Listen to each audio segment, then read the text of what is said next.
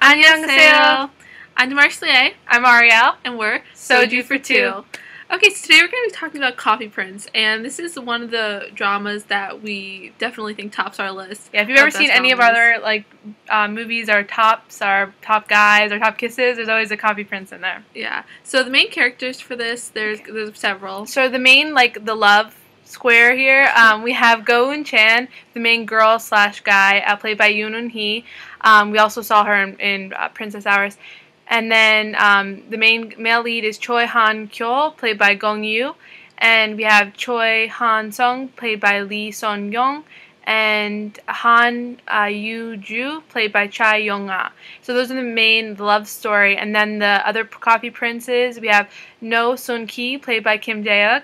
And Jin Ha-rim, played by Kim Don-wook. And Hwang Min-yo, played by Lee Yeon.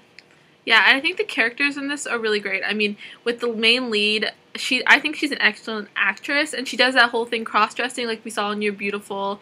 We've also seen it in the new show, in the historical piece, Sung Kung Kwan scandal, and that's another sort of cross-dressing or provide for the family. So this storyline we've sort of seen a few times in Korean drama.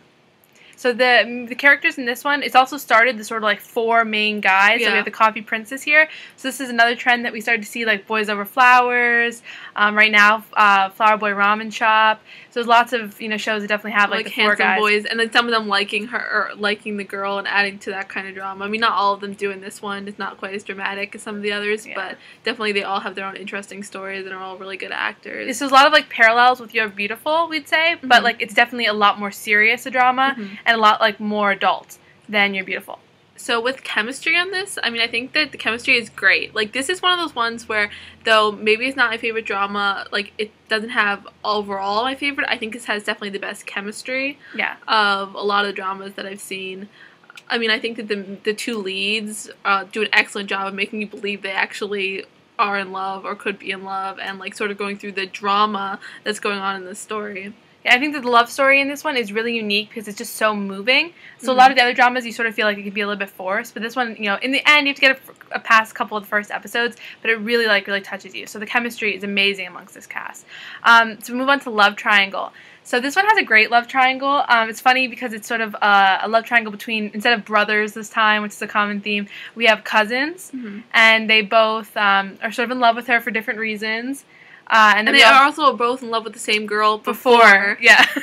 So it definitely seems to be a trend there, where they sort of move their love interest from one to another. Yeah, and also what's important about the love triangle here is that, the one side of the triangle knows she's a girl, and one side doesn't in the beginning. So, I mean, this one, I think, touches on really interesting issues that you don't see in a lot of dramas, or, I haven't seen a lot before I started watching Coffee Prince. It's the first time I saw something of, homosexuality, potentially. Yeah, in Korean drama. It's not something that's usually talked a lot about, so it's something that definitely comes up in a lot of these shows where there's sort of the cross-dressing female lead character.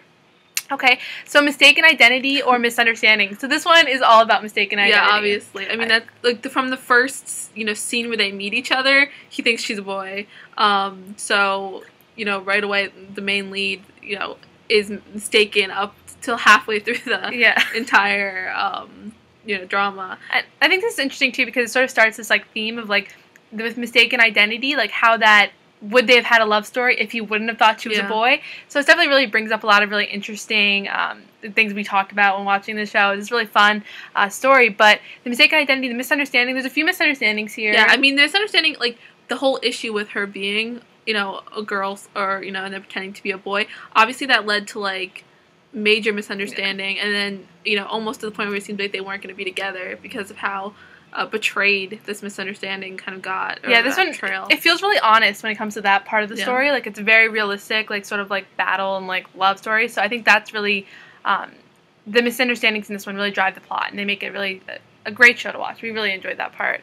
The bad guy turned good theme, we really don't have that with this one. So. I mean, in the beginning, he's sort of a little bit of a playboy in the beginning, but more just that he hasn't completely grown up, but not really that he's a bad guy. I mean, he's never really mean to her in any kind of way in the beginning. He just, in the beginning, he's not even a bad guy because he likes one girl, kind of to begin with. Yeah, it's just odd. I mean, it wasn't one of those stories, so it's not our Darcy story. It didn't need that. Piggyback rides. Okay, definitely piggyback rides. She gives him piggyback rides. That was the first time I saw that. He gives her a piggyback ride. I mean, I think that in this one, like the like romance of it. I mean, with going into kisses, like this is obviously one that has really great, you know, a little bit more or less of the stiff drama kiss that you're kind of used to.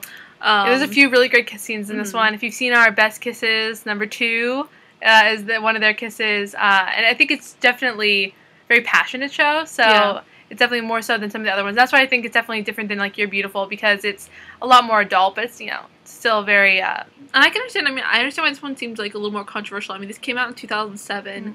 And I could see how this was a little more touchy, I mean, just especially with, like, the romance going on. And I think it's also since the male lead doesn't know until very late that she's a girl, that makes a big difference. Because in You're Beautiful, they know pretty early on. Well, who knows? You don't really know from the beginning. The characters don't necessarily know who all knows that she's a girl, but it's obvious that the guys in love with her sort of know she is. So it's a little different with this one. So I think it definitely adds to the more adult nature of this one. And with other categories for this, I mean, fashion I don't think is really something that plays a role. I think there's definitely an interesting trend though, where we see the main leading actress sort of dressing like a boy, being very tomboyish, and the clothing not being very good, but the guys being dressed really well. The guys are dressed. I mean, Gong Yu's character is dressed really well in this show, so I think he's sort of, they call it European dandy fashion. And I do think though that the coffee boy, the coffee boy uniform got to be something that I kind of identify with. With this story, and after I saw that, I would always sort of associate it with Coffee Prince, so it makes sense. And music, I think music is something that it definitely plays a part here, especially for the romantic or chemistry parts of this. They play a lot of the same songs over again, so certain songs will become ingrained with the feeling of this, and I think that was really powerful. There are definitely Western songs.